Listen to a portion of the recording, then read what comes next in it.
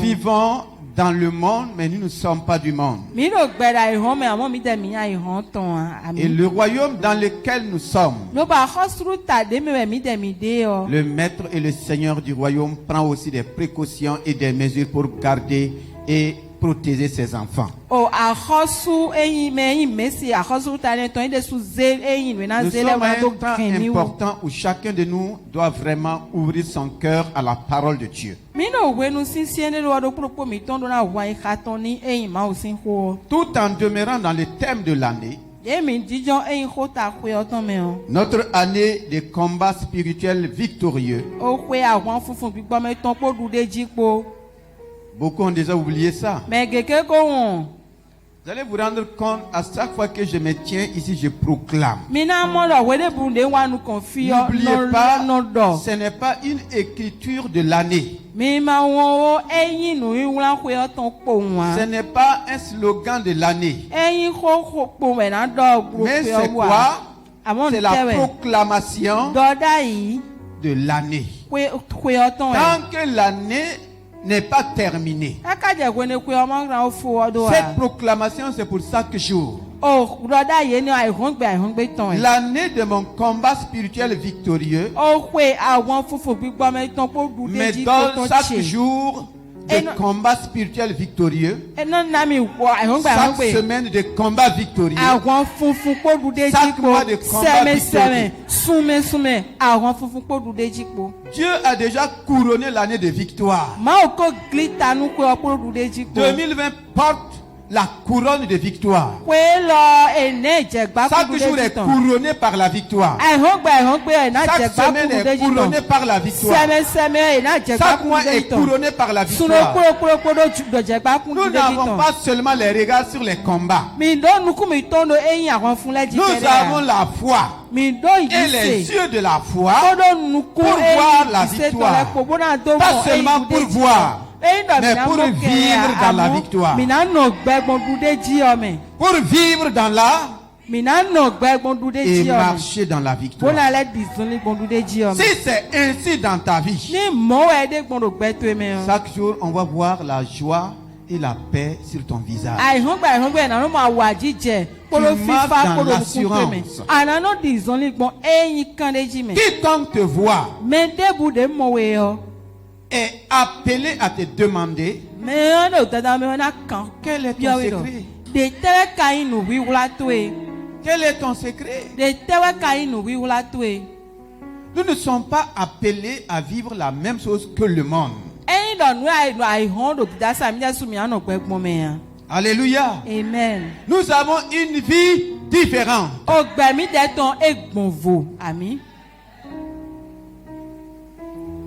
Donc le Seigneur nous a donné sa parole, la vie de l'esprit. Nous avons commencé par le Seigneur Saint-Esprit en nous. Nous allons aborder un thème la semaine prochaine, les bontés de l'Éternel Dieu notre Père.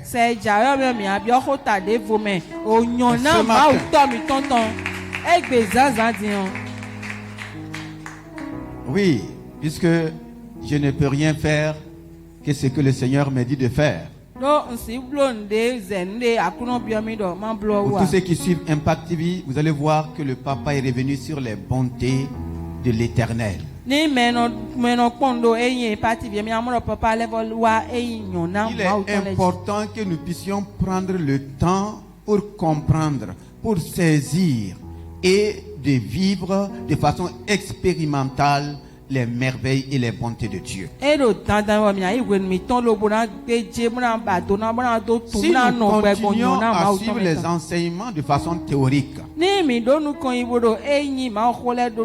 cela ne nous servira pas. J'ai l'impression que nous sommes habitués à écouter. Mais nous ne faisons pas l'effort de vivre ce que nous avons écouté. Je suis aussi soumis à la même parole que chaque enfant de Dieu. Je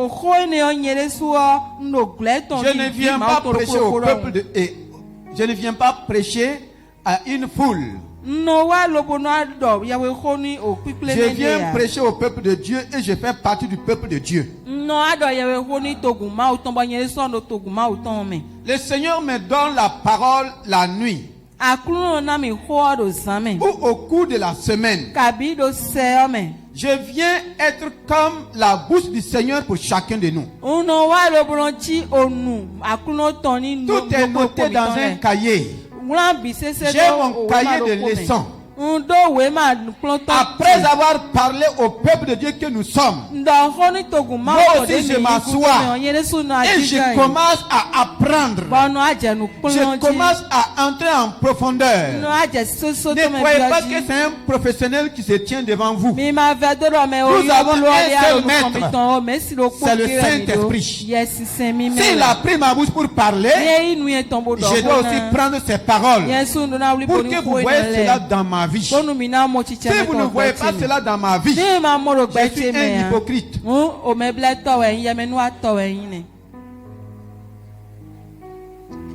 Est-ce que vous allez croire à la vie de quelqu'un qui dit qu'il vous bénit et vous ne voyez pas la bénédiction de Dieu dans la vie de cette personne?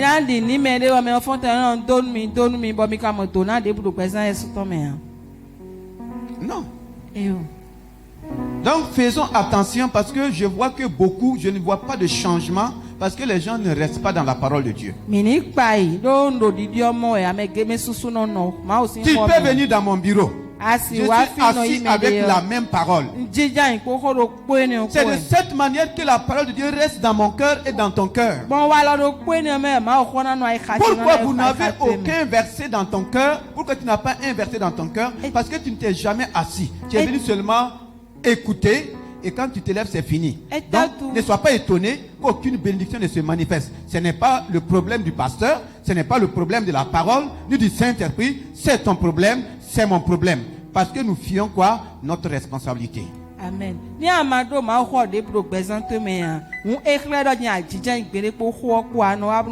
David a dit dans le psaume 119, ma part, ô Éternel, c'est de faire quoi? De garder. Ce n'est pas seulement d'écouter. Ce n'est pas seulement d'écrire. C'est de garder ta parole. Toi, tu gardes la parole où? Dans le tiroir de ton buffet? Tu gardes la parole où? Il dit, ma part, c'est de garder ta parole. La part de Dieu, c'est de me donner sa parole. Ma part, c'est de faire quoi? De garder sa parole. Et Salomon dit dans le livre de Proverbes 4:20, mon fils, garde ma parole. Où? Dans ton cœur. Si tu la gardes dans ton cœur, elle est la source de ta vie. Elle est la source de ta guérison. Elle est la source de ta bénédiction. Elle est la source de ta restauration. Elle est la source de toutes les bonnes choses dont tu as besoin de moi. Parce que je ne peux rien faire sans ma parole. Si ma parole n'est pas en toi, c'est toi qui me dis de ne rien faire dans ta vie.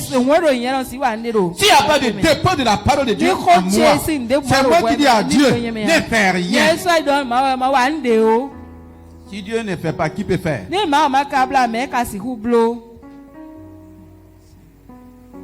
Qui peut faire? Et l'apôtre Paul dit, mes prédications ne sont pas basées sur la sagesse humaine, sur la sagesse humaine,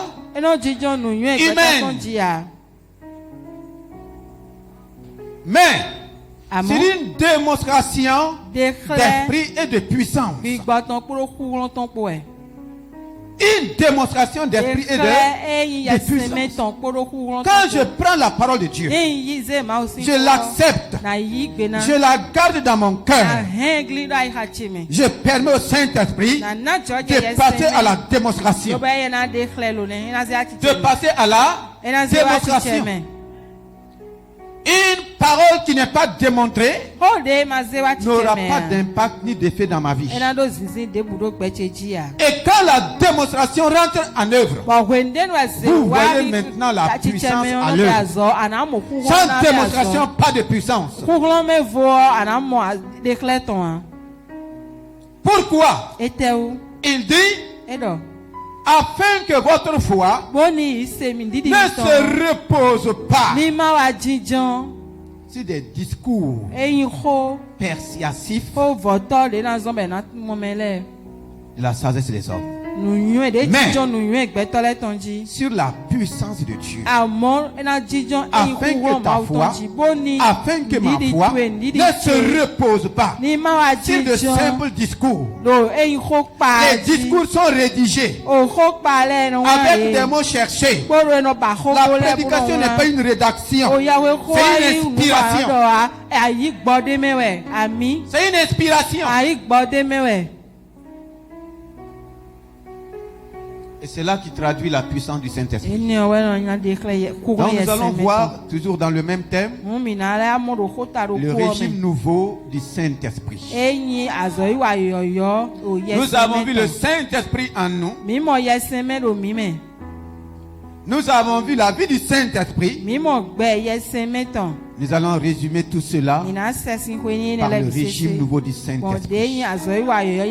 Alléluia. Le régime nouveau du Saint-Esprit.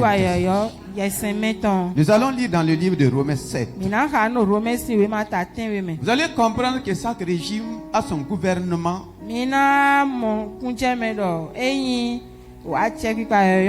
a ses projets et sa manière de faire. Tous ceux qui nous ont dévancés, il n'a pas été facile de comprendre rapidement la vie chrétienne. Même les disciples de Jésus-Christ n'ont pas connu rapidement, n'ont pas saisi rapidement la vie chrétienne. Chacun a commencé avec des luttes. Chacun a commencé avec des tâtonnements. Jusqu'à ce qu'ils permettent au Saint-Esprit de leur faciliter la marche de la vie chrétienne. Et ce matin, beaucoup d'entre nous sont dans cette situation. Nous allons prendre l'exemple de l'apôtre Paul. Voici un homme qui dit qu'il était le premier des pécheurs. Il a rencontré Jésus-Christ. Si nous regardons la manière dont il a rencontré Jésus-Christ, beaucoup d'entre nous auraient que le Seigneur les rencontre aussi de cette manière. Et beaucoup même veulent que le Seigneur les utilise comme il a utilisé l'apôtre Paul. Mais comment cet homme est arrivé à là? Pendant les enseignements passés, il a dit, moi aussi, j'étais au milieu de vous. J'étais au milieu de vous. Il n'était pas sur vous. Non. Il était où? Au milieu. Il était assis comme chacun d'entre nous. Dans quel état? Dans un état de faiblesse. Dans un état de crainte. Et même dans un état de grand tremblement. Et ici, il va nous montrer que lui aussi il a lutté comme toi, comme moi. Chacun de nous rentre dans une lutte avant de découvrir la vérité, la liberté et la libération. Je crois que ce matin, c'est la fin de tes luttes. C'est la fin de tes luttes. Romains 7. Nous allons lire à partir du verset 14 jusqu'au verset 25. Est-ce que vous avez la parole vivante? Suivez attentivement parce qu'il y a des mots qui parlent. Romains 7, à partir du verset 14. par mes convictions intimes, je rends hommage à la loi. Mon être profond l'approuve et en reconnaît l'excellence. Mais c'est plus fort que moi. Je ne puis faire autrement. Le véritable acteur, ce n'est donc plus moi, mais le péché qui s'est installé en moi. C'est lui qui me pousse irrésistiblement à de mauvaises actions. Par exemple, je sais qu'en moi, c'est-à-dire dans mon être naturel, n'habite rien de bon. Ce n'est pas la bonne volonté qui me manque, mais plutôt la force de réaliser mes bonnes intentions. Je n'arrive pas à accomplir le bien que je me propose et je commets malgré moi le mal que j'étais pourtant décidé à éviter. Si donc je fais ce que je ne veux pas, je ne suis pas vraiment maître de moi-même. Celui qui me gouverne et me fait agir, ce n'est plus moi, ce n'est plus mon moi. C'est le péché qui a élu domicile en moi. Je vis en constante contradiction avec moi-même. Je voudrais faire le bien, mais je constate que seul le mal est à ma portée et je ne puis résister à ces sollicitations. Mon être intérieur adhère de tout cœur à la loi divine. Il en approuve joyeusement les exigences. Cependant, je suis bien obligé de constater en mon corps l'empreinte d'une autre loi. Mes facultés humaines sont régies par un principe opposé à celui de ma raison et qui me met sans cesse en conflit avec la loi de ma conscience. Et cette force mauvaise me domine si bien que je me retrouve prisonnier sous la férule du péché qui est à l'œuvre dans mes membres. Quel déchirement terrible, infortuné que je suis, qui me libérera de l'emprise de ma nature pécheresse, qui affranchira mon corps de l'esclavage des mauvais instincts. Dieu merci, il existe une issue. Dieu lui-même m'a délivré par Jésus-Christ notre Seigneur. En résumé, livré à moi-même et à mes propres forces, je suis d'un côté lié à la loi de Dieu par ma conscience et ma raison. Mais d'un autre côté, je suis dans ce que je vis concrètement, esclave de la loi du péché. Alléluia. Amen. Que le Seigneur bénisse sa parole. Le véritable acteur, ce n'est plus moi, mais le péché qui s'est installé en moi. Voici notre état avant d'être une nouvelle création. La parole vivante dit, le véritable acteur, que le Saint-Esprit t'aide et m'aide à comprendre ce matin. Il y a un acteur en chacun de nous. Quand nous ne connaissons pas Jésus-Christ, la parole dit le véritable acteur. C'est qui? C'est le péché qui a élu domicile en moi. Donc le péché élu domicile en toi, en moi. Avant d'être temple du Saint-Esprit, il y a quelqu'un qui a élu domicile. Je sais que tu comprends ce que ça veut dire élu domicile. C'est comme si tu pars pour louer une maison. Alléluia. Amen.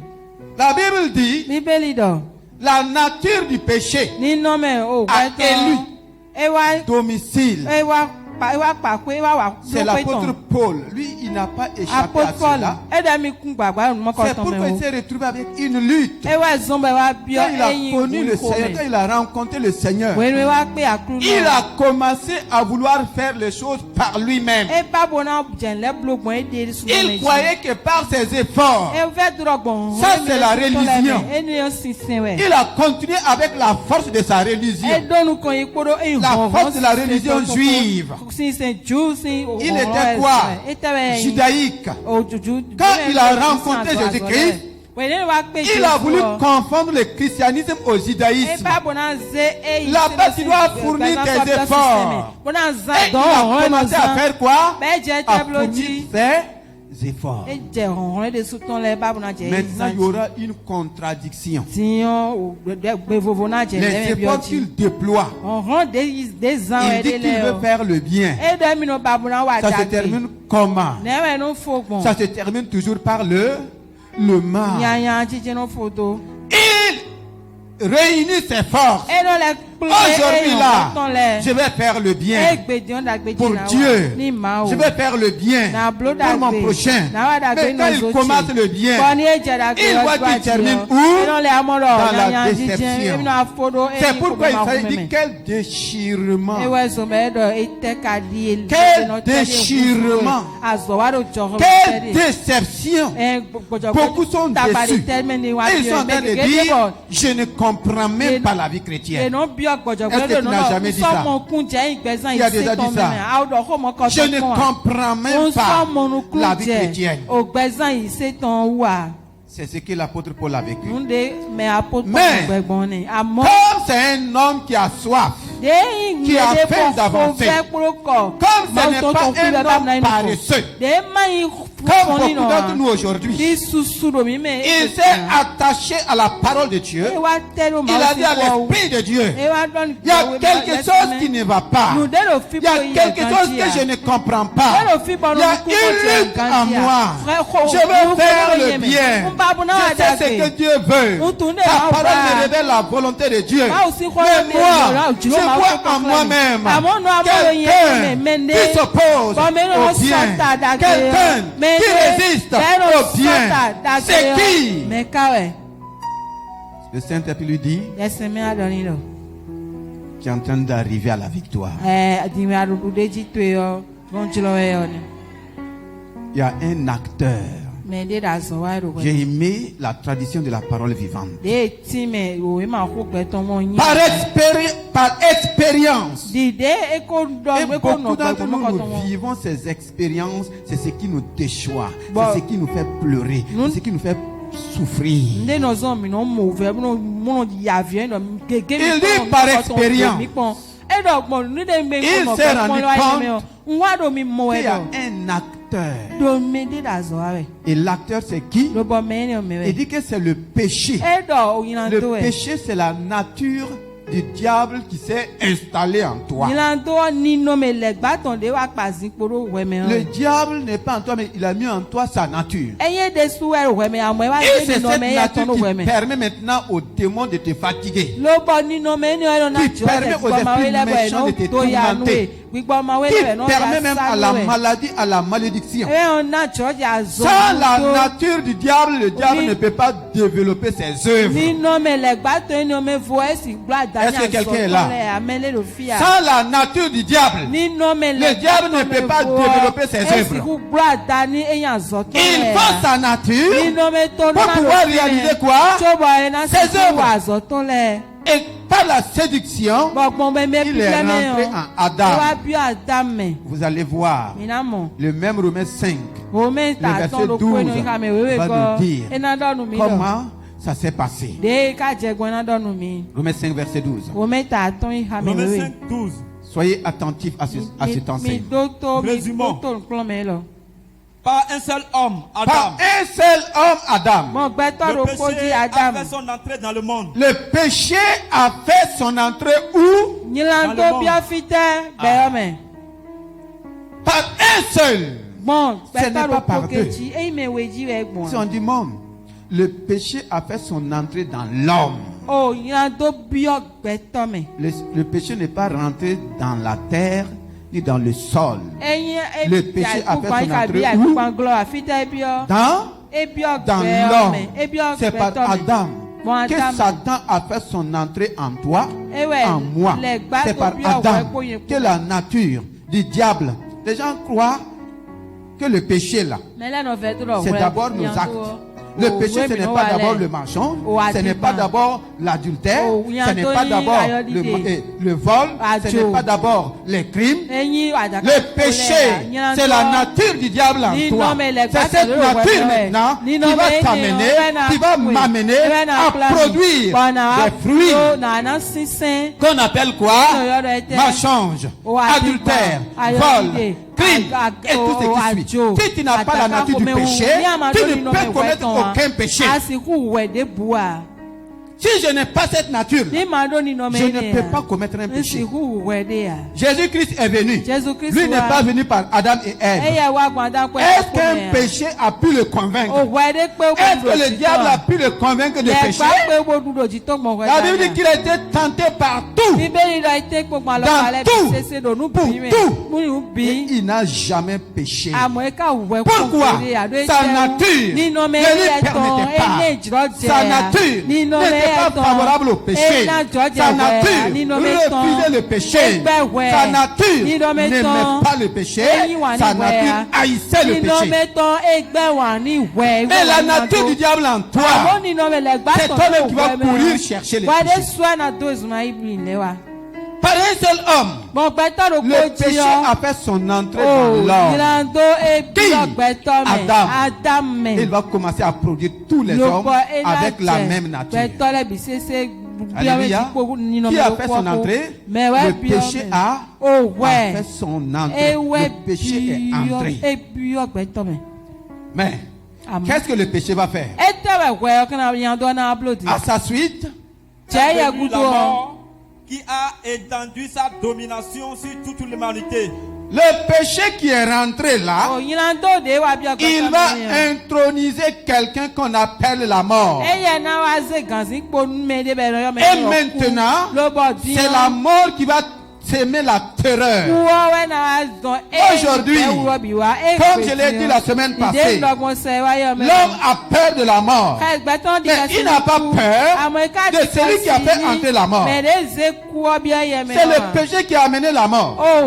Aujourd'hui, nous avons peur de la mort. On n'a pas peur de celui qui amène la mort. Est-ce que nous sommes là? La mort n'est pas venue comme ça.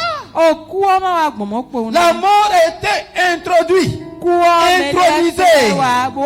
C'est pour dire, le péché a fait son entrée et à sa suite, la mort qui a exercé sa domination. Qu'est-ce qui domine le monde aujourd'hui? Qu'est-ce qui domine le monde aujourd'hui? Quand on dit qu'il y a mort ici, là, vous allez sentir l'atmosphère. Quand on a dit que le Covid tue là, ça n'a pas bouleversé le monde. Ça n'a pas bouleversé les nations. On dit que c'est le péché qui est rentré là. Lui, il a établi la mort. Et c'est la mort qui domine maintenant. La mort qui domine. Comment le péché est entré?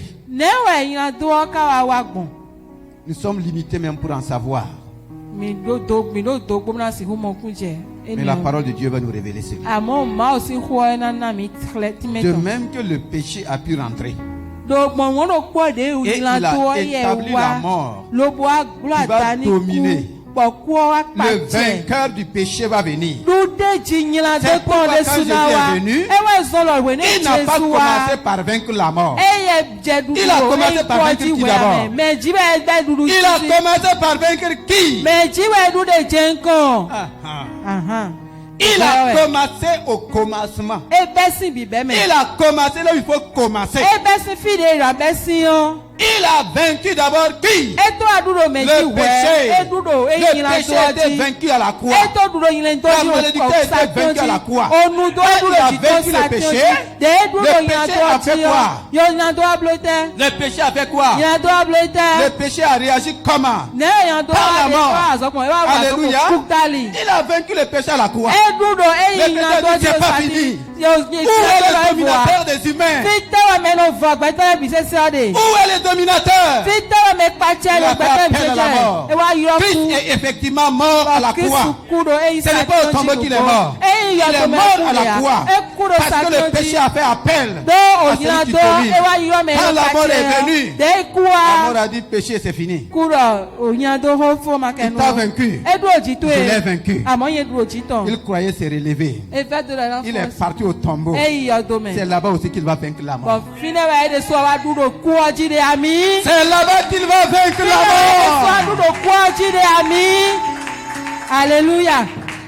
Le péché est vaincu à la croix. La mort est vaincue au tombeau. Qui a vaincu la mort au tombeau? Qui a vaincu la mort au tombeau? C'est les anges. Qui a vaincu la mort au tombeau? C'est qui? Le Seigneur Saint-Esprit. Alléluia. Amen. Alléluia. Amen. C'est celui qui est en tête pour un coup d'état qui prend le pouvoir. Amen. Le Saint-Esprit est descendu au tombeau. Il a dit mort. Où sont tes aiguillons? Mort. Où est ton pouvoir? Alléluia. Amen. C'est pourquoi vous allez voir quand Jésus a vaincu le péché, le Saint-Esprit a vaincu la mort. C'est lui maintenant qui va établir son régime. Amen.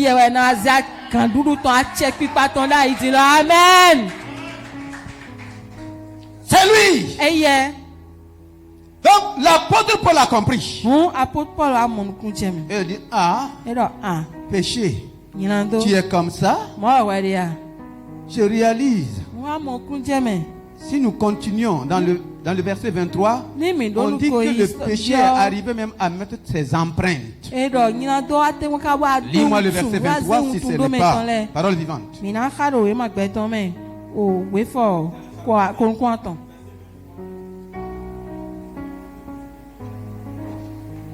Retourne à Romains 7. Le verset 21. Je vis en constante contradiction.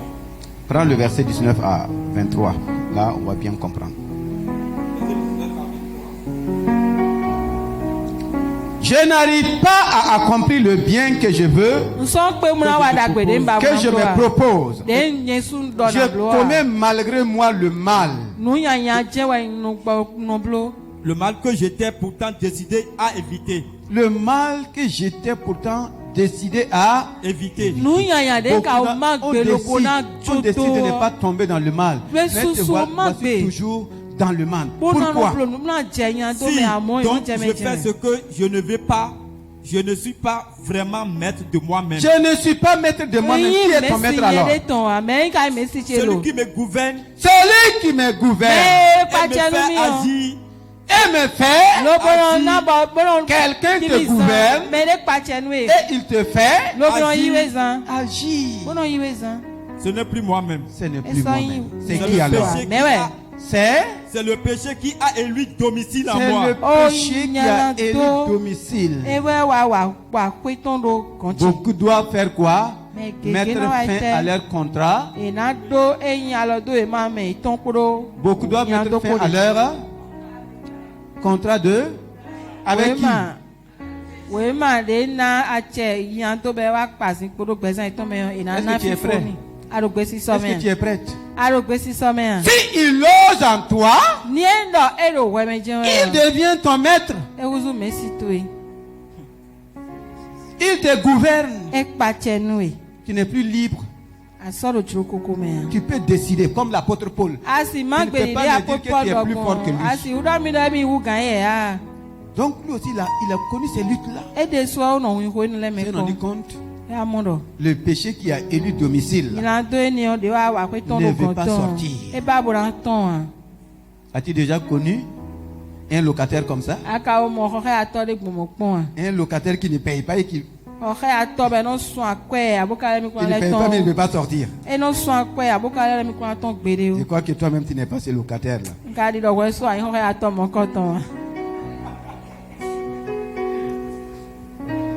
Il ne paye pas, mais il ne veut pas sortir. C'est trop fort pour moi. Il dit qu'il a élu quoi? Si le péché peut prendre ton corps comme son domicile, il te maîtrise. Les jours que tu vas permettre au Saint-Esprit, tu verras la différence. Je verrai la différence. Oui. Je vis en constante contradiction. En constante contradiction. Ta vie est en contradiction avec la parole de Dieu. Ta vie est en contradiction avec les beaux messages que tu entends. On dit que Christ a fait ça, toi tu le vois bien. Il y a quelqu'un qui a élu domicile. Lui, il ne va jamais accepter tout ce qui vient de Dieu. Il ne va jamais permettre tout ce qui est de Christ. Parce qu'il a aussi son régime. Je voudrais faire le bien. Je voudrais. Mais je constate que seul le mal est à ma portée. Le mal est à ma portée. Aujourd'hui, le péché est très facile. Le mal est à ma portée. À ta portée. C'est le moins cher de la terre. Aujourd'hui, si tu veux commettre l'impureté, c'est moins cher. Tu n'as pas besoin de faire d'autres, d'aller à la mairie, d'aller à l'église. Elle a dit, te propose ça. C'est à ta portée. C'est pour te dire c'est trop moins cher. Tu n'as pas un prix à payer. La jeune fille même est prête sans que tu n'aies rien fait, sans honneur à ses parents. Elle est prête à venir loger chez toi. Elle est prête. C'est à ta portée. C'est pour toi. L'apôtre Paul a connu ça. Oui. Et je n'ai pu résister à ces sollicitations. Je n'ai pu résister. Mon être intérieur adhère de tout cœur à la loi divine. Il en approuve joyeusement les exigences. Cependant, je suis bien obligé de constater à mon corps l'empreinte d'une autre loi. L'empreinte d'une autre loi. L'empreinte d'une autre loi. La loi de qui? Mes facultés humaines. Le péché a mis ses empreintes. C'est par tes empreintes qu'on te reconnaît. On dit, il y a l'empreinte d'une autre loi. L'empreinte d'une autre loi. Dites-moi, qu'est-ce qui peut effacer tes empreintes? Qu'est-ce qui peut effacer tes empreintes? Pourquoi tes empreintes sont importantes? Le péché, Satan aussi a mis ses empreintes. Et il te reconnaît par ça. Si le sang de Jésus, seul le sang de Jésus peut effacer les empreintes du péché, les empreintes du... Est-ce que tu es passé par le précieux sang de Jésus-Christ? C'est le seul moyen que Dieu a donné pour effacer les empreintes du péché. Alléluia. Donc, il y avait des empreintes. Est-ce que l'apôtre Paul va continuer à garder ses empreintes? Est-ce que tu vas continuer à garder ses empreintes? Et tu te séduis chaque jour? Je me repens. Je suis même serviteur de Dieu. Je suis responsable avec les empreintes du péché. Christ vient me trouver dans ça. Continuons. Mes facultés humaines sont régies par un principe opposé à celui de ma raison et qui me met sans cesse en conflit avec la loi de ma conscience. Et cette force mauvaise me domine, si bien que je me retrouve prisonnier. Cette force mauvaise me domine. Et je me retrouve quoi? Prisonnier ou prisonnière. Tu es prisonnier et prisonnière de ce qui te domine. Oui. Sous la férule du péché qui est à l'œuvre dans mes membres. Dans mes membres. Alléluia. Quel déchirement terrible. Quel déchirement terrible. Vous allez entendre le cri du grand apôtre. Quel déchirement. Il est déçu en lui-même. Il est déchiré dans son homme intérieur.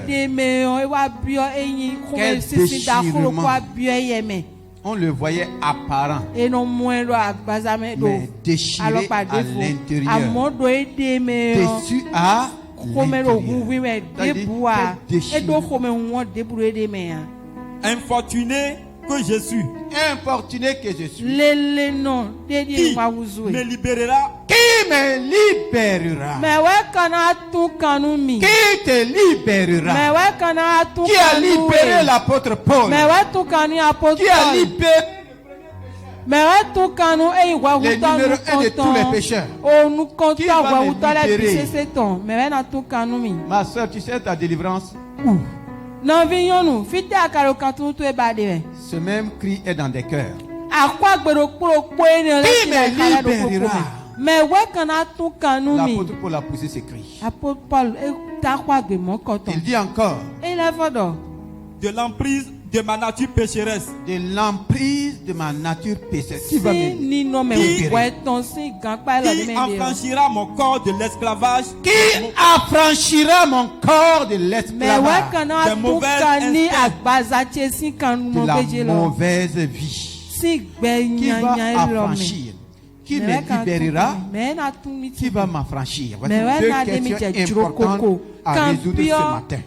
Voici deux questions importantes à résoudre dans ta vie. Si tu ne laisses pas le Seigneur, si nous ne laissons pas le Saint-Esprit entrer en œuvre, qui va te libérer?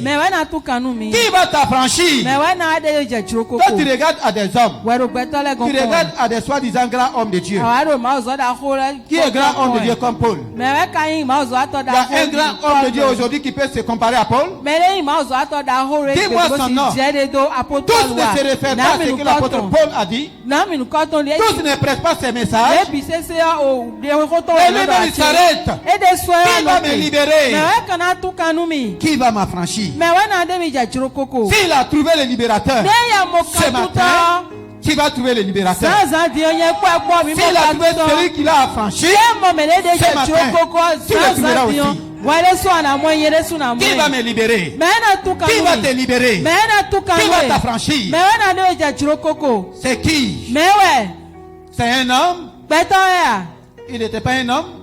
C'est pas lui qui a écrit la moitié du Nouveau Testament? Qui va me libérer? Pourquoi il dit ça? Pourquoi? Parce qu'il voulait vraiment être libéré. Il voulait vraiment être affranchi. Toi, tu ne pousses pas ces cris parce que tu ne veux pas être libéré. Tu ne veux pas être affranchi. Tu te plais dans cette nature. Mais il te prévient. Ça va terminer dans le mal. Le mal n'est pas loin. Le mal n'est pas loin. Et la honte n'est pas loin aussi. Dieu merci. Dieu merci. C'est pourquoi ce cantique, j'ai aimé le cantique du groupe musical. Oh Dieu, je viens te dire merci. Acclamez le groupe musical. Acclamez le Seigneur. L'apôtre Paul n'a pas dit, oh Dieu, pourquoi tu m'as laissé dans cette lutte? Dans ses luttes, il a découvert. Dans ses efforts, il a découvert. Il commence à dire, Dieu, merci. Dieu, merci. Est-ce que tu peux dire Dieu merci? Est-ce que tu peux dire merci à Dieu ce matin? Il n'a pas dit merci à Saint-Pierre. Oh, Il n'a pas dit merci à Maman Marie.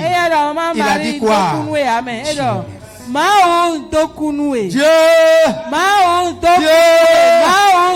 qu'est-ce qu'il a fait pour qu'on lui dise merci? Qu'est-ce que Dieu a fait?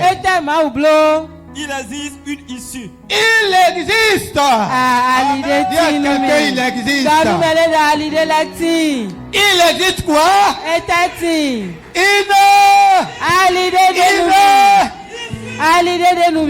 y a une issue dans ta prison. Il y a une porte dans ta prison. Il existe. Gloire à Dieu. C'est pour toi. C'est pour moi. Il existe. Veux-tu passer par l'issue? Ou bien veux-tu rester dans ta prison? Il a dit qu'il existe. Maintenant, toi, est-ce que tu veux vraiment sortir? Tu veux sortir? Il existe. L'apôtre Paul a découvert. Il a découvert pour toi. Il a aussi découvert pour moi. Ou bien, imaginez quelqu'un qui va découvrir la solution pour le Covid-19. Il a découvert pour qui? Pour lui-même. Il a aussi découvert pour tout le monde. Il faut toujours quelqu'un pour découvrir. Il existe. Arrête de pleurer. Il y a une issue. En toute chose, Dieu donne. Dans cette situation, Dieu fait quoi? Ce n'est jamais tout perdu avec Dieu. Tout n'est pas gâté avec Dieu. Ce n'est pas le Dieu du monde. C'est le Dieu des cieux et de la terre. Il a toujours, maman, il a toujours une issue. Mon frère, il a toujours quoi? Est-ce que toi tu veux passer par l'issue de Dieu? Toi tu cherches l'issue des hommes. Vas-y, ça n'ira pas loin. Il existe. Dieu lui-même m'a délivré par Dieu lui-même. Dieu. Il a dit quoi? Dieu lui-même m'a délivré par Jésus-Christ. Qui a délivré? Qui a délivré? Dieu. Dieu avec le pasteur Étienne. Dieu avec le missionnaire. Dieu lui-même. Nous ne voulons pas dire ça aujourd'hui. Nous ne voulons pas prêcher ça aujourd'hui. On veut garder les gens dans les prisons. Dieu, Dieu lui-même. Si tu refuses Dieu lui-même, ne viens pas vers le missionnaire. Ne viens pas vers le pasteur. Il ne pourra rien faire pour toi. L'apôtre Paul a dit, c'est qui? Dieu lui-même. Je préfère que vous allez à Dieu. Dieu lui-même m'a délivré par Jésus-Christ, notre Seigneur. Dieu a décidé la délivrance. Maintenant, il manifeste le moyen de la délivrance. Alléluia. Amen. Dieu a décidé et il manifeste le moyen de la délivrance. Vous allez voir, le moyen c'est qui? Jésus-Christ, notre Seigneur. Jésus-Christ, mon Seigneur. Jésus-Christ, ton Seigneur. Est-ce que tu l'as? Est-ce que tu l'as reçu? Si tu ne l'as pas reçu, Dieu a donné l'issue. Mais tu ne pourras pas passer. C'est Jésus-Christ l'issue. L'as-tu reçu dans ta vie? Ou bien tu as une bonne religion qui te flatte? Si tu n'as pas reçu Jésus-Christ dans ta vie, tu peux me dire tout. Dieu rit de toi. Tu es toujours dans une prison. Tu es même dans la prison de ta propre religion. Tu es dans la prison de tes traditions. Tu es dans la prison de l'idolâtrie. Tu es dans la prison des fétiches. Tu es dans la prison de la sorcellerie. Tu es dans la prison de la maladie, de la malédiction et de toutes sortes de vices. Dieu lui-même m'a délivré par notre Seigneur Jésus-Christ. Amen. Vous voyez comment il a terminé le chapitre 7? Dieu nous a délivrés par qui? Par notre... Continue maintenant le chapitre 8. C'est une suite. C'est les hommes qui ont divisé la Bible. Sinon, c'est une suite. Le chapitre 8, verset 1. Mais maintenant. Mais demain. Maintenant. Non, après-demain. Dans un mois. Maintenant, chacun doit faire 3 ans. C'est pas 5 ans? C'est quand? Il dit, mais. C'est ici que mais là est accompagné de quelque chose d'important. Mais. Pas demain. Pas après-demain. La délivrance est maintenant. La délivrance est maintenant. Ta libération est maintenant. Mais maintenant, qu'est-ce qui va se passer? Il n'y a plus de condamnation pour ceux qui appartiennent à Jésus-Christ. Alléluia. Amen. Il n'y a plus. Alléluia. Amen. Il n'y a plus. Il n'y en aura plus. Il n'existera plus de condamnation.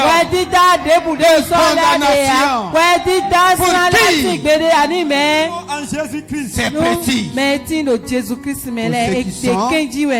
Pour ceux qui sont, c'est précis. Ne te flatte pas.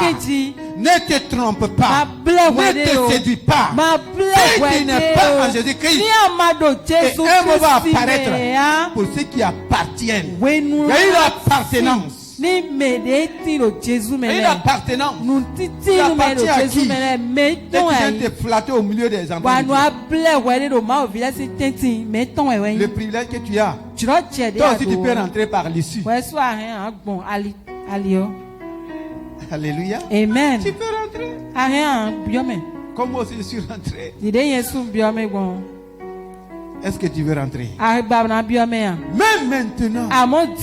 Ça n'a même pas commencé aujourd'hui. Alléluia. Amen. Mais nous sommes dans notre maintenant. Tu es dans ton maintenant. Il n'y a plus de quoi? Oui. Si nous sommes... Mais maintenant, il n'y a plus de condamnation. Il n'y a plus aucune de condamnation pour ceux qui appartiennent à Jésus-Christ. Toi, tu as acclamé ce verset. Si nous continuons dans le verset 7 et 8, il va dire, oui, j'ai dit que tu as bien acclamé. Qui est celui qui appartient à Jésus-Christ? Qui est celui qui appartient à Jésus-Christ? Vous allez voir. Il dit ceux qui n'ont pas l'esprit de Dieu là. On va arriver. Termine le verset 1. Si nous sommes unis à lui, si nous sommes unis, si nous sommes devenus un avec lui, nous n'avons donc à redouter aucune sentence. Nous n'avons plus à redouter aucune sentence. Tu n'as plus à redouter. Tu ne peux plus marcher dans le doute ni dans le redoute. Nous n'avons plus à redouté. Si nous lui appartenons, si nous sommes unis à lui, nous continuons. Le verset 2. Car nous vivons à présent. Nous vivons à présent, pas demain. La vie présente là. Je vis à présent sous un nouveau régime. Sous un quoi? Un nouveau régime. Je vis à présent sous un nouveau régime. Si on dit nouveau régime,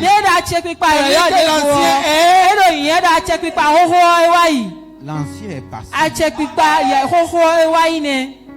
C'est-à-dire, le président de l'ancien régime là, on peut lui dire même de ne plus rester dans la nation. Nous sommes, je parle de la Bible. Je ne parle pas d'autre chose. C'est le livre que Dieu m'a donné. Les hommes ont tout pris de la Bible. Ce n'est pas parce que je parle de nouveau régime qu'on va croire que je parle de la politique. C'est écrit dans la Bible. Ils ont tout pris ici. Personne n'a inventé une parole. Tout est donné par Dieu. Mais à présent, de la Bible. Si le monde n'aime pas la Bible, au moins tout est dans la Bible. Si les politiciens n'aiment pas la Bible, c'est dans la Bible. C'est seul le mot politique que je n'ai pas vu là-bas. Sinon, tout ce qu'ils utilisent là, si tu as découvert, tu peux me dire. Mais à présent, la vie chrétienne, c'est une vie de présent. Ce n'est pas une vie du passé. Ce n'est même pas une vie du futur. On dit que le passé est révolu. Tu ne dois même plus penser au passé. Tu ne dois pas t'asseoir et vouloir vivre dans le futur. Mais à présent, la vie chrétienne, c'est maintenant et présent. Maintenant et... Mais il y a beaucoup d'entre nous dans notre pensée. Nous croyons que Dieu va faire. Dieu ne fera plus jamais rien. Il a déjà tout fait. C'est moi qui dois rentrer dans ce que Dieu a fait. Mais à présent. C'est-à-dire, de tout, dans la conjugation, c'est le présent qui est simple à... Il y a des anciens ici, non? C'est le présent qui est quoi? C'est vrai? En tout cas, c'est mon constat personnel. Même si je ne suis pas allé loin, je sais que le présent là, on commence à conjuguer ça même au C1.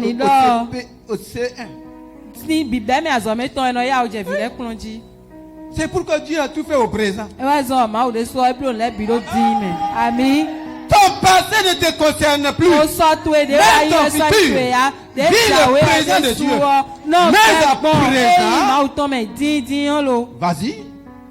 Nous sommes à présent sous un nouveau régime. Un nouveau régime.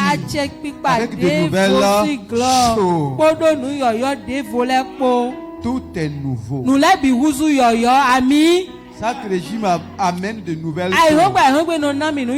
Si tu n'amènes pas de nouvelles choses, on dira que tu n'as rien fait. Et tu n'es pas sûr de passer après. Tout régime nouveau apporte de nouvelles. Les hommes font ça. C'est Dieu qui va faire l'exception. Le péché a connu son régime dans ta vie. Le péché a connu son régime dans ma vie. Vous avez vu sa gouvernance. Sa gouvernance termine par la mort. Maintenant, le nouveau régime, lui, va terminer par quoi? Celui du Saint-Esprit. Celui de qui? Celui de qui? Du Saint-Esprit. Donc le Saint-Esprit aussi sera maintenant gouverneur de ce nouveau régime. Amen.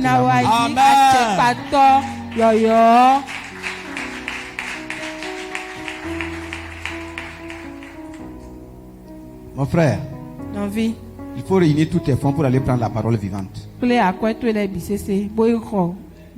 tes fonds là pour aller prendre la parole. Tu vas comprendre beaucoup de choses. Regarde, ta Bible est déchirée. Il faut renouveler. Regarde ton voisin, regarde sa Bible, renouveler sa Bible. Dis lui, si tu veux voir de nouvelles choses là, il faut prendre une nouvelle Bible. Même moi, la semaine prochaine, je vais renouveler pour moi. Pourquoi vous aimez les anciennes choses? Alléluia. Amen. Nous sommes maintenant sous un nouveau régime. Celui de qui? Du Saint-Esprit. Qu'est-ce que lui va faire? Cet esprit nous donne la vie. Cet esprit nous donne la mort. Dans son régime, il y a quoi? Il y a la mort? Non. Cet esprit nous donne quelle qualité de vie? Quel genre de vie? Qui était dans le Christ Jésus. La vie qui était où? Dans le Christ Jésus. Dans le Christ Jésus. C'est cette même vie qu'il veut reproduire en moi, qu'il veut reproduire en toi. Le chapitre 7 dit que le péché là, lui il produit le mal, lui il produit la mort. Voici le régime dans lequel tu es. Regarde ta vie. Est-ce que tu jouis des bienfaits de ce régime? Est-ce que tu es éligible dans ce régime? Le spirituel gouverne le naturel. Le régime nouveau du Saint-Esprit. Ce n'est pas moi qui l'ai mis. Je l'ai découvert. Je prêche à moi et à toi. Et nous introduit. Où? Dans la communion avec lui. Dans la communion avec lui. Et dans cette communion, cette puissance vivifiante. Cette puissance vivifiante de l'esprit va faire quoi? Me soulage hors du cercle vicieux. Pardon? Hors du cercle vicieux du péché. Ce n'est pas me soulage. Me soulève. Me soulève. Me soulève. Amen. Que Maman Dalmeda nous soulève le bafle. Quand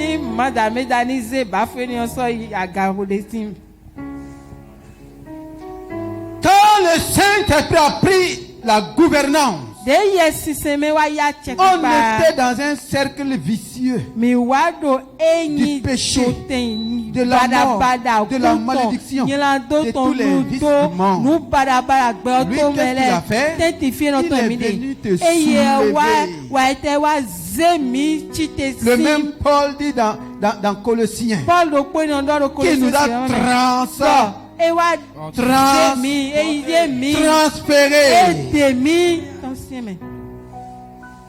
Il nous a fait sortir du cercle du péché. Et toi, tu continues à aller dans ce cercle-là. Est-ce que tu n'es pas en train de mépriser le Saint-Esprit? Tu n'es pas en train de l'insulter? Il nous soulève. Il y a des gens, ils veulent soulever, ils disent non, laisse-moi. Il veut te soulever, tu dis non, laisse-moi. Depuis des années, il veut te soulever, non, laisse-moi. Ah bon? Donc toi, tu es plus lourd que le Saint-Esprit. Ce n'est pas qu'il ne peut pas, c'est toi qui refuses. Donc il te soulève. Il nous soulève. C'est pourquoi tu ne te laisses pas soulever. Laisse-toi aller. Il va aller vite. Il me soulève hors du cercle vicieux du péché et de la mort. Du quoi? Du péché et de la mort. Et de la mort. Il te soulève. Du péché et de la mort. Donc tu es séparé du péché et de la mort. Tu n'es plus dans les régimes, tu n'es plus dans les royaumes, tu es maintenant dans un nouveau royaume. C'est dans ce nouveau royaume que lui va commencer aussi à manifester sa vie. Et tu vas commencer à faire quoi? À expérimenter expérimenter sa vie, à expérimenter l'amour de Dieu, à expérimenter la bonté de Dieu, à expérimenter la grâce de Dieu, à expérimenter les bénédictions de Dieu, à expérimenter la paix et la joie de Dieu. Il a dit dans son royaume, dans son régime, c'est l'amour, c'est la paix, c'est la joie.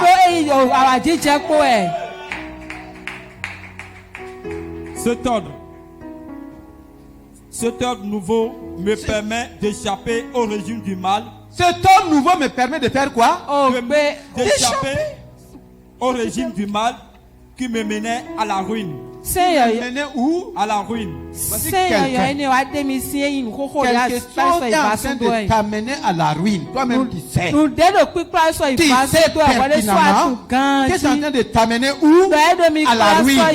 Quelqu'un vient pour te faire sortir.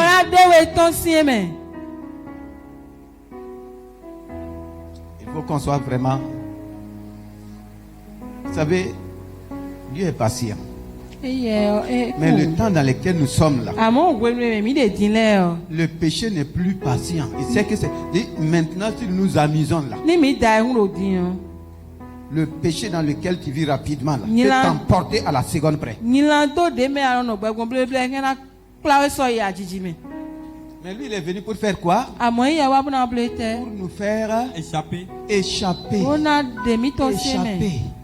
Il est venu pour me faire échapper à la ruine. Le Saint-Esprit est venu comme pour nous empêcher d'aller où? Il te parle, tu n'écoutes pas. Il t'avertit, tu n'écoutes pas. Jusqu'à ce que toi-même tu arrives où? Quelqu'un va dire que c'est la volonté de Dieu que tu sois ruiné. Maintenant, on va commencer à dire la volonté de Dieu. Quelle volonté de Dieu? Dieu lui-même dit. Dieu lui-même s'est levé pour ta délivrance, ta libération. Il a envoyé le Sauveur. Ce que Satan fait aujourd'hui là, il a copié ça d'où? De Dieu. Tu ne vois pas Satan, mais tu vois ses œuvres, non? Pourquoi tu veux voir Dieu avant de voir ses œuvres? Son esprit est là pour te faire échapper, pour te faire échapper à la ruine, à la destruction, à la mort. Il te fait sortir du siècle vicieux du péché et de la mort. C'est pourquoi il est venu. Pourquoi on ne le permet pas? Le verset 5. Aussi longtemps que l'homme veut disposer seul de sa vie, il ne parvient pas à se détacher de lui-même. Aussi longtemps que tu veux te disposer seul de ta vie. Personne ne peut se disposer seul de ta vie. Tu ne vas pas t'en sortir. Tous ses désirs, ses intérêts et ses plans tournent autour de sa personne. Livré à lui-même, il tend vers ce qui est conforme à la nature de l'homme non régénéré. Verset 8. Verset 8. C'est pourquoi aussi longtemps que l'homme vit pour lui-même, pour la satisfaction des désirs de son être naturel, il ne peut être approuvé de Dieu. Il ne peut être approuvé de Dieu. Ceux qui suivent leur tendance instinctive ne sauraient lui plaire. Mais vous n'êtes plus au service de vos penchants naturels. Vous n'êtes plus au service de vos penchants naturels. Vous vivez sous le contraire de l'Esprit de Dieu. Vous vivez sous le contrôle de l'Esprit de Dieu. Sous le contrôle de l'Esprit de Dieu. Vous suivez ses injonctions. Si du moins il a fait sa demeure en vous, évidemment. Si il a fait sa demeure en vous, lui, il n'est pas venu pour élire. Lui n'est pas un locataire. Ici, il y a une différence. Avec le péché, on dit qu'il a fait quoi? Ce n'est pas Satan qui a créé l'homme. Lui, il a simplement usurpé. Il peut te louer, mais tu ne seras jamais son propriétaire. Ta fin ne lui appartient pas. Ta fin appartient à ton Créateur. Le Saint-Esprit ne vient pas pour élire. Il ne vient pas pour louer. Alléluia. Amen. C'est pour dire, lui, il te rachète. Il n'est pas locataire, il est propriétaire. Il veut être toujours quoi? Propriétaire. Le sang de Jésus te rachète. Entre une maison que tu as achetée et une maison que tu as louée, quelle est la différence?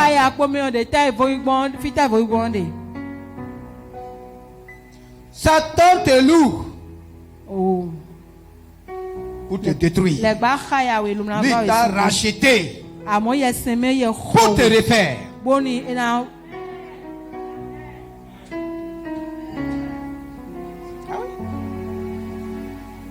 Est-ce que vous voyez, c'est très fort. C'est du moins, prends le verset. Mais vous, vous n'êtes plus au service de vos penchants naturels. Au service du péché. Vous vivez sous le contrôle de l'Esprit de Dieu. Sous le contrôle de l'Esprit de Dieu. Je vis sous le contrôle. C'est moi qui dis au Saint-Esprit de prendre le contrôle. Prends le contrôle de ma vie. S'il prend le contrôle de ta vie, tu n'iras pas à la ruine. Tu n'iras pas à la destruction. Tu ne manqueras pas les bénédictions de Dieu. Tu ne manqueras pas de voir la gloire de Dieu dans ta vie. Vous suivez ces injonctions. Si du moins, il a fait ça demain en vous. Il a fait ça demain en vous. Lui, il vient pour demeurer. Pas pour quelques jours, pas pour quelques mois. Jésus lui-même a dit, quand il va venir là, il va demeurer éternellement. Éternellement. Et là où Dieu veut demeurer éternellement, il prend tout le temps pour refaire. Regardez comment il a fait les cieux. Parce que Dieu veut régner là-bas. Il a fait les cieux différemment de tout. Si tu arrives là-bas, c'est différent. Parce qu'il veut demeurer éternellement. Toi, tu veux que le Saint-Esprit demeure éternellement avec toi. Tu ne veux pas qu'il va sortir les saletés. Tu ne veux pas qu'il remet les choses qui sont goût. Toi, tu veux continuer. Ça ne veut pas aller. Il peut venir chez toi, vivre chez toi, demeurer chez toi. Comme l'autre. Ça ne marche pas. Il faut pas qu'on se trompe. Hein. Ça ne marche pas. C'est pour qu'effectivement tu réalises que ça ne marche pas. Il dit, maman, la colère là, je ne peux pas demeurer avec. Toi tu dis c'est mon comme ça.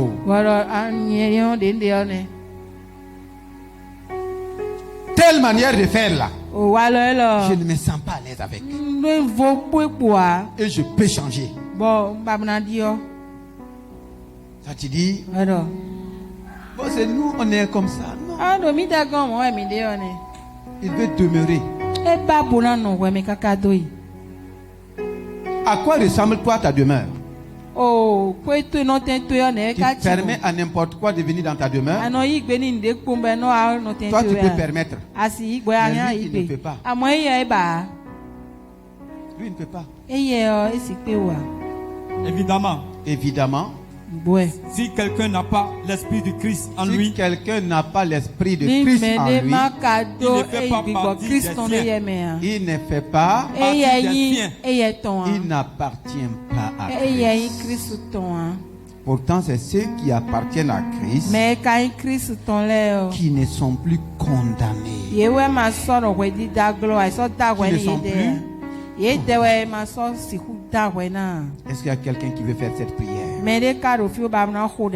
vais commencer à dire merci au Seigneur.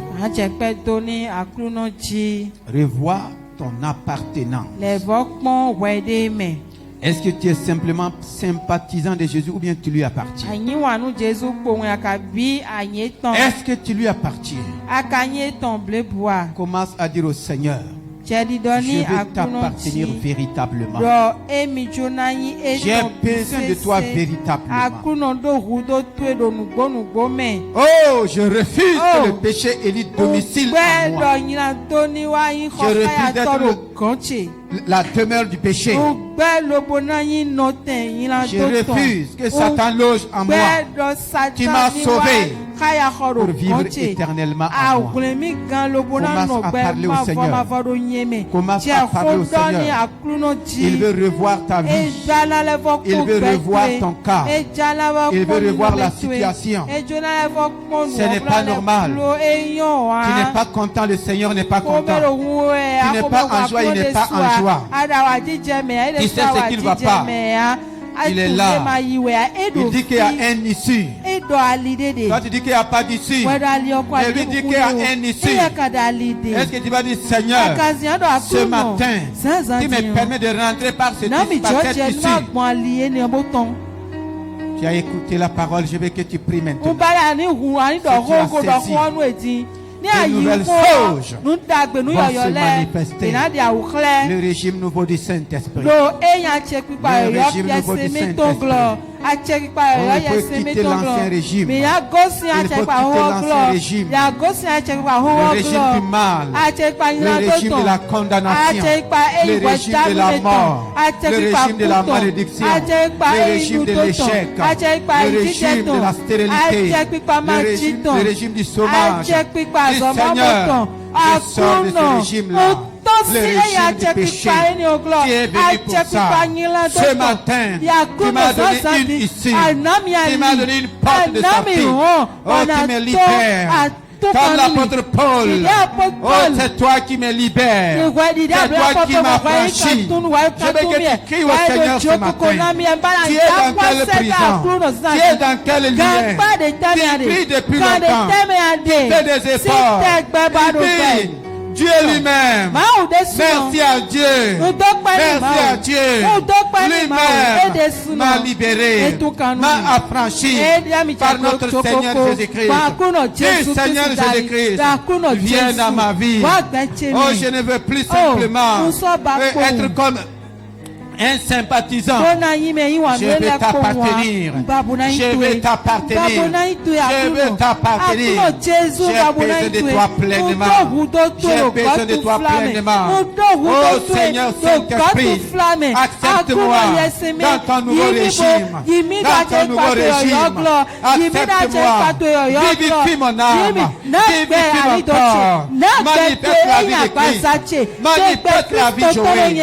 La vie de puissance, la vie de gloire, la vie de bonne santé.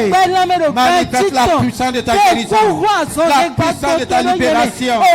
Et ta barrière de continue de prier, mon frère. Continue de l'inviter. Je te veux comme Seigneur et Sauveur. Dis, Saint-Esprit, prends mon corps comme ton temple parce que Christ m'a racheté. Christ m'a racheté. Je ne peux plus rester dans la prison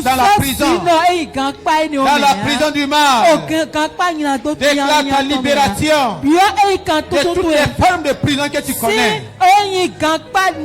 Déclare ta libération, mon frère. Déclare ta libération, ma soeur.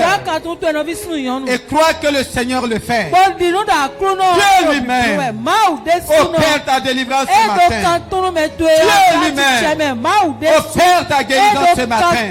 Dieu lui-même opère ta délivrance.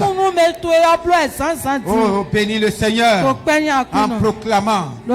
Dieu lui-même opère ta fécondité. Oui, c'est Dieu lui-même. Tu n'es pas venu à un homme. Tu es venu à Dieu lui-même. Parle à Dieu lui-même. Tu as le privilège. J'ai le privilège de m'adresser à Dieu lui-même. Paul s'est adressé à Dieu. Il lui a montré le Sauveur. Le Sauveur lui a dit, maintenant, je te soumets au régime nouveau du Saint-Esprit. C'est lui qui va te vivifier. C'est lui qui va te manifester de façon expérimentale la bonté de Dieu dans ta vie, la joie de Dieu dans ta vie, la bénédiction de Dieu dans ta vie. Est-ce que tu peux remercier le Seigneur? Est-ce que tu peux commencer à lui dire merci? Oh, tu peux commencer à lui dire merci. C'est merveilleux ce qu'il a fait aujourd'hui. C'est excellent. Aucun homme ne peut le faire. Continue de lui dire merci. Dans le merveilleux nom de Jésus-Christ. Merveilleux Saint-Esprit, ce matin, nous t'appartenons. Nous appartenons à ton régime. Merci de manifester la vie dans chacun de nous. Merci parce que tu nous fais sortir du cercle vicieux du péché et de la mort. Et tu nous as transportés dans ton royaume. Tu manifestes la vie de Christ en nous. La bénédiction de Christ en nous. La libération de Christ. Tout ce que Christ a payé par sa mort. Sa résurrection. Oh Seigneur, qu'il est manifeste dans la vie de mon frère, dans la vie de ma soeur, dans la vie de l'assemblée, dans la vie de maman, dans la vie de papa, dans la vie de la jeunesse, dans la vie des enfants. Seigneur, manifeste cela afin que la gloire et la louange soient pour toi seul, le glorieux nom de Jésus-Christ. Amen.